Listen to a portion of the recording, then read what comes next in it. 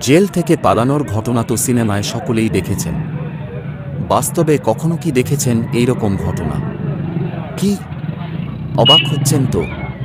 এবার সত্যি সত্যি এমন ঘটনা ঘটে গেল জঙ্গিপুরে।